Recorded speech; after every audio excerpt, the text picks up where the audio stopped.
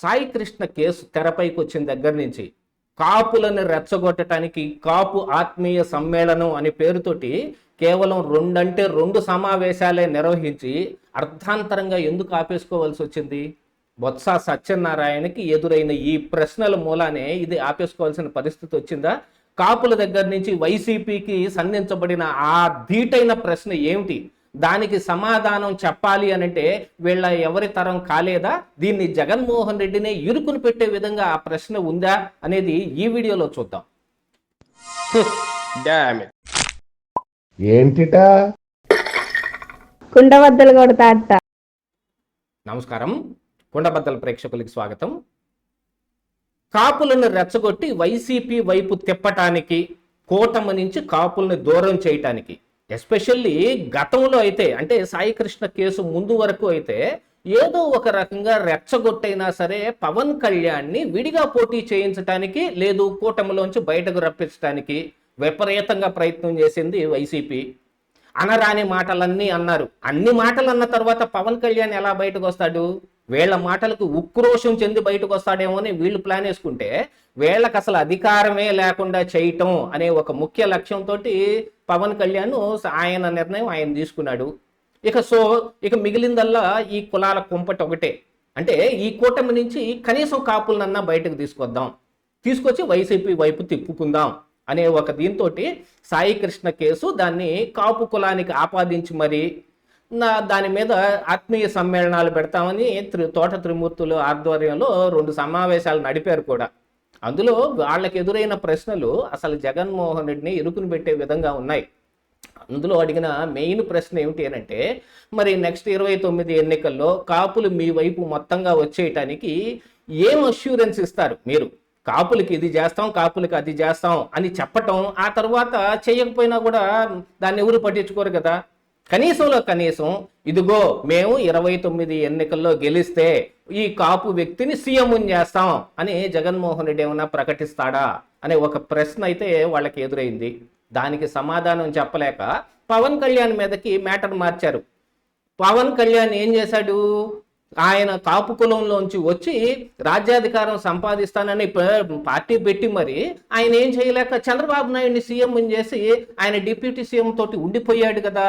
మరి పవన్ కళ్యాణ్ అడగరా అనే ఒక ప్రశ్న ప్రశ్నకి సమాధానం కాకుండా ఎదురు ప్రశ్న వేశారు. దాంతో పవన్ కళ్యాణ్ ఇప్పుడు డిప్యూటీ సీఎంగా ఎలా ఉన్నాడు, గతంలో మీ దగ్గర కుప్పలు తెప్పలుగా పడున్న డిప్యూటీ సీఎంల సంగతి ఏమిటి, అందులో కాపు కులంలోంచి వచ్చిన వాళ్ళు డిప్యూటీ సీఎంలు ఎంతమంది అనే ప్రశ్నలు కూడా వచ్చాయి. ఎవరేం చెప్పలేరు. ఇక దాంతోపాటుగా ఎవ్వరికి జగన్మోహన్ రెడ్డి కనీసం అపాయింట్మెంట్ కూడా ఇవ్వడు. తన చుట్టూతా మొత్తాన్ని రెడ్లను మాత్రమే పెట్టుకొని ఉంటాడు. కావాలంటే మీరు చూసారంటే సీఎంఓలో ధనుంజయ రెడ్డి కావచ్చు, కృష్ణమోహన్ రెడ్డి ఓఎస్డి కావచ్చు, లేకపోతే సజ్జల రామకృష్ణారెడ్డి సలహాదారు కావచ్చు. మీరెవరున్నారండి? ఆ వైసీపీలో ఉన్న కాపు కులంలో ఉన్న వాళ్ళకి ఏమి పెద్ద పెద్ద పోస్టులు ఇచ్చారని? మీకేదో మంత్రి పదవి, అంబటి రాంబాబుకి ఏదో మంత్రి పదవి, లేకపోతే పేర్ని నానికి ఇట్లాంటి వాళ్ళకి ఏమన్నా ఇస్తుంటే మీకు అసలు ఆ మంత్రి పదవి గురించి మీరు అసలు ఏమైనా మాట్లాడారా? కనీసం మీరు నిర్వహిస్తున్న పోస్టు మీద మీరు ఒక ప్రెస్ మీట్ కూడా పెట్టలేని పరిస్థితుల్లో ఉన్నారు కదా. గతంలో డిఫాక్టో సీఎం అని పేరుగాంచినా కానీ, లేకపోతే సకల శాఖ మంత్రిగా పేరుగాంచిన సజ్జల రామకృష్ణారెడ్డి మాట్లాడుతూ ఉన్నారు. మీరంతా నోరు మూసుకొని మెదలకుండా భజనలు చేసుకుంటా కూర్చోవటం, అంతకు మించి వేరే ఏం లేదు. ఆల్రెడీ కౌన్సిల్లో బొత్స సత్యనారాయణ చైర్మన్ని ఆ రోజు షరీఫ్ని కొన్ని దుర్భాషలాడాడు అనేది కూడా ఒకటి బయటకు వచ్చింది చూడండి. దాని తరువాత జగన్మోహన్ రెడ్డి ఈ బొత్స సత్యనారాయణ మీదే పెద్ద గరం అయ్యాడు, ఆయన మీదకి దూక్కుంటా వచ్చాడు అనే ఒక ఇది కూడా ఆ రోజుల్లో పుకారు నడిచింది. దాన్ని కూడా ఆయన సంధించారు. మిమ్మల్ని కొట్టడానికి వచ్చాడట కదా జగన్మోహన్ రెడ్డి, మరి మీరేం చేశారు అని. అబ్బే నన్ను ఎందుకు ఇలా చేస్తాడు జగన్మోహన్ రెడ్డి, అలాంటి వాడు కాదు అని ఆయన చెబుతూ ఉన్నప్పటికి గాను అసలైన విషయాలైతే బయటకు ఏమొచ్చాయనేది దాన్ని నమ్మేవాళ్ళు కూడా చాలా మంది ఉంటారుగా.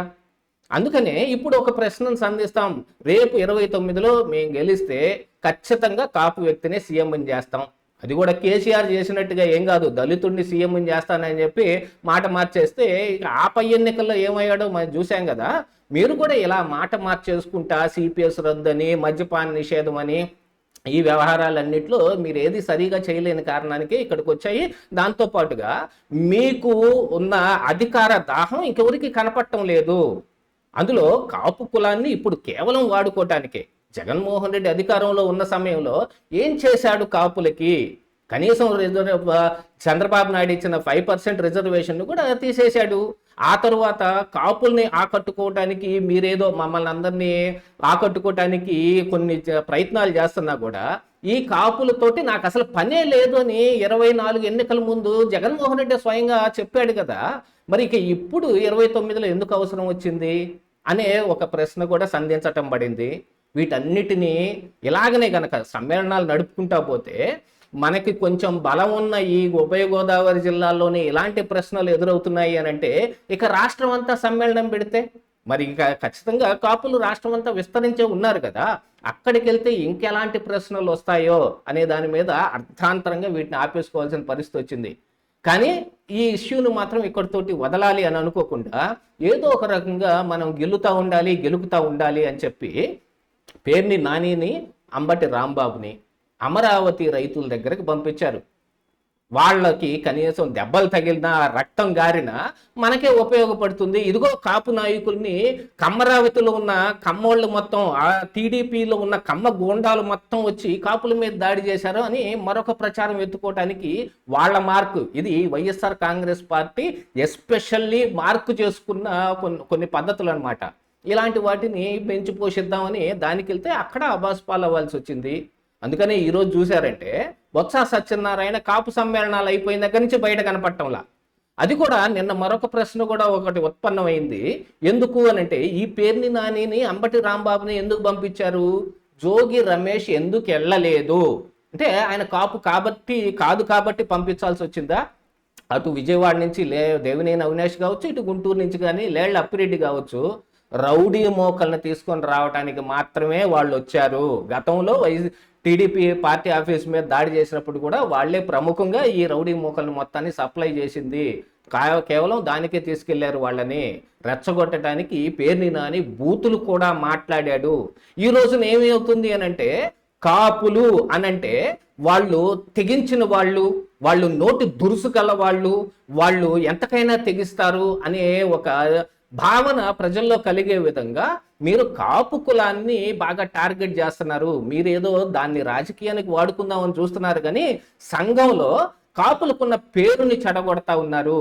అలా నోటి దురుసుతోటి మిగతా కులాల వాళ్ళు ఎందుకు మాట్లాడరు? ఈ జోగి రమేష్ లాంటి వాళ్ళు, ఆర్కే రోజా లాంటి వాళ్ళు మాట్లాడారంటే వాళ్ళ తీరే అలా ఉంటుంది. కానీ అంబటి రాంబాబు తీరది కాదు కదా. అయినా కూడా ఆయన చంద్రబాబు నాయుడిని నోటికొచ్చిన బూతులు ఎందుకు తిట్టాడంటే ఈ జగన్మోహన్ రెడ్డి ఇచ్చిన స్క్రిప్ట్ కాదా అంటే కాపుల్ని మీరు డౌన్ గ్రేడ్ చేస్తున్నారు అనే ఒకటి ఎదురయ్యిందా దెబ్బకి. మరి బొత్స సత్యనారాయణ కూడా మానుకున్నాడు. మళ్ళీ తిరిగి వెళ్తే గనక మళ్ళీ కాపులు ఇదే ప్రశ్న అడిగేటట్టుగా ఉన్నారు. మరి వైసీపీ నుంచి కాపుల్ని సీఎం చేస్తానని అష్యూరెన్స్ మీరు ఏమన్నా తీసుకొచ్చారా అని. అది ఏమి సమాధానం చెబుతారు? అవన్నీ చెప్పలేక వాళ్ళు కూడా ఈ సమావేశాలు మానుకున్నారు. ఇదే ఈరోజు కుండబద్దలు.